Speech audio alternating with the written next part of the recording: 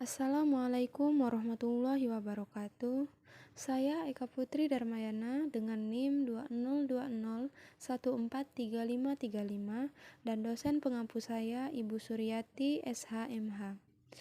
Di sini saya akan memaparkan materi PKN SD tentang keputusan bersama. Yang pertama adalah pengertian keputusan bersama. Keputusan bersama adalah segala sesuatu yang telah disepakati bersama untuk dijalankan bersama. Selanjutnya adalah cara mengambil keputusan bersama.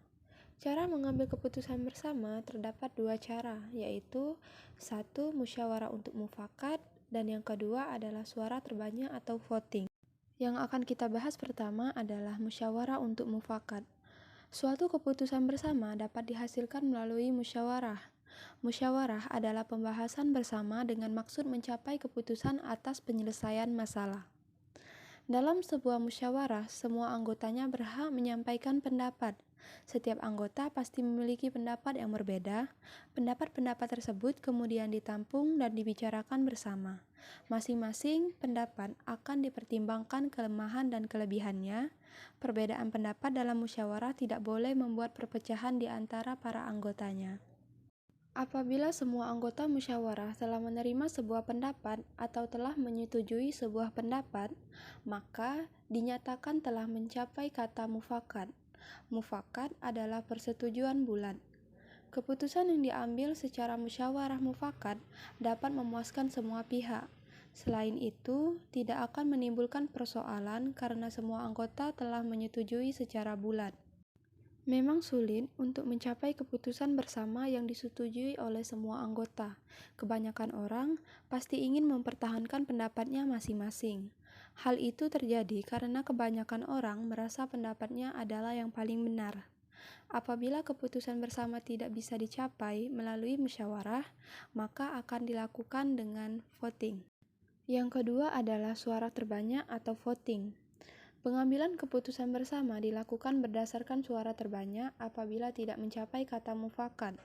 Pengambilan keputusan dengan cara ini disebut voting.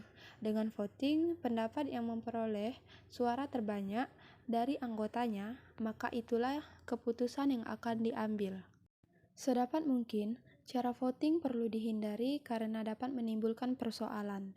Bagi anggota yang tidak setuju, maka tetap harus menerima keputusan, sehingga dapat menimbulkan rasa tidak senang terhadap keputusan. Akhirnya, anggota yang tidak senang tersebut akan melaksanakan keputusan bersama dengan terpaksa.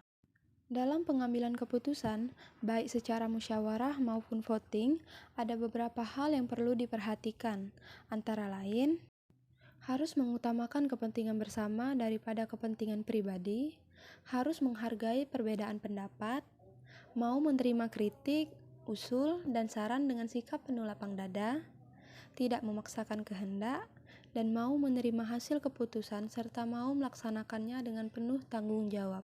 Bentuk-bentuk keputusan bersama. Yang pertama, di lingkungan keluarga.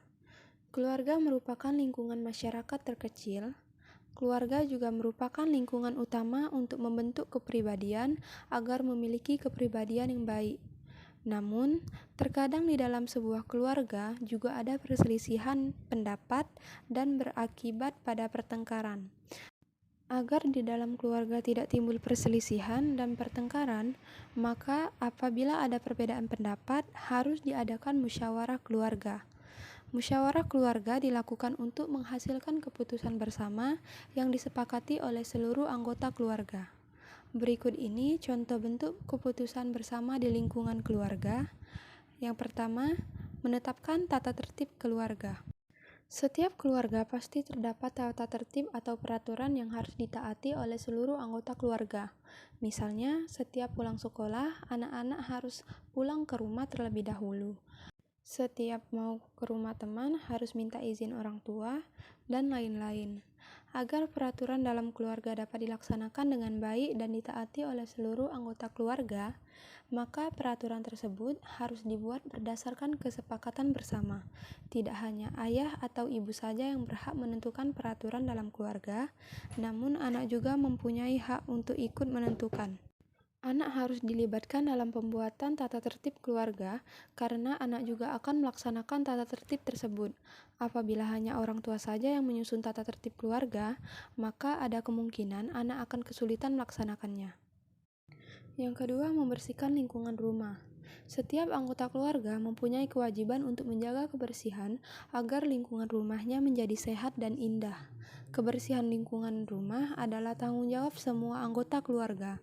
Oleh karena itu, perlu dibuat kesepakatan bersama semua anggota keluarga. Misalnya, setiap bangun tidur, anak dibiasakan untuk merapikan kembali tempat tidur dan menyapu lantai kamarnya. Apabila hal itu sudah dibiasakan sejak kecil, maka anak akan terbiasa untuk menjaga kebersihan. Bentuk keputusan bersama yang kedua adalah lingkungan sekolah. Lingkungan sekolah berbeda dengan lingkungan keluarga. Di lingkungan sekolah, setiap siswa memiliki kepribadian yang berbeda-beda. Mereka membaur menjadi satu di sekolah. Dalam memutuskan suatu hal, kadang muncul perselisihan antar siswa. Untuk itu, diperlukan musyawarah untuk mencapai kesepakatan bersama agar terjadi kerukunan antar siswa di lingkungan sekolah. Contoh keputusan bersama di lingkungan sekolah ialah pemilihan ketua kelas. Ketua kelas merupakan siswa yang memimpin semua anggota kelas. Oleh karena itu, seorang ketua kelas hendaknya dipilih berdasarkan kesepakatan bersama. Biasanya pemilihan ketua kelas dilakukan dengan cara pengambilan suara terbanyak atau voting. Contoh keputusan bersama di lingkungan sekolah ialah menentukan tujuan tempat wisata di lingkungan sekolah. Biasanya, tujuan tempat wisata ditentukan bersama siswa dengan wali kelas. Hal itu dilakukan agar semua anggota kelas menerima dan senang dengan kegiatan wisata. Apabila tujuan tempat wisata ditentukan oleh wali kelas atau ketua kelas saja, mungkin anggota kelas akan merasa tidak senang. Akhirnya, mereka mau mengikuti wisata karena terpaksa. Jadi, sedapat mungkin, tujuan tempat wisata diambil berdasarkan kesepakatan bersama semua anggota kelas. Bentuk keputusan bersama yang ketiga di lingkungan masyarakat. Di lingkungan masyarakat terdapat warga yang memiliki kepentingan yang berbeda. Oleh karena itu, dalam beberapa hal yang menyangkut kepentingan bersama harus diambil berdasarkan kesepakatan bersama. Berikut contoh bentuk keputusan bersama di lingkungan masyarakat, yaitu menjaga keamanan. Setiap warga pasti menginginkan lingkungannya aman dan tentram. Untuk mewujudkan lingkungan yang aman, diperlukan kerjasama semua warganya. Tidak hanya ketua RT yang bertanggung jawab terhadap keamanan lingkungan. Untuk itu, semua warga harus ikut serta dalam menjaga keamanan lingkungan yang dapat dilakukan dengan melaksanakan ronda malam.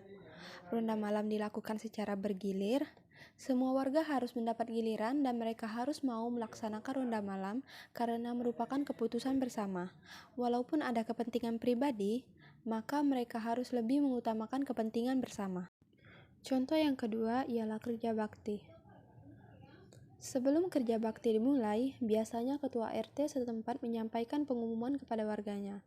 Ketua RT juga memberitahukan alat-alat apa yang harus dibawa dalam kerja bakti tersebut. Ketua RT juga akan mengumumkan sanksi apabila ada warga yang tidak mengikuti kegiatan kerja bakti.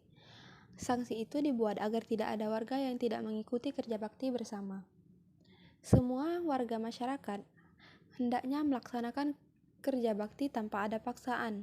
Mereka harus melaksanakan kerja bakti dengan penuh kesadaran karena merupakan kesepakatan bersama. Sekian pemaparan materi tentang keputusan bersama dari saya. Terima kasih. Wassalamualaikum warahmatullahi wabarakatuh.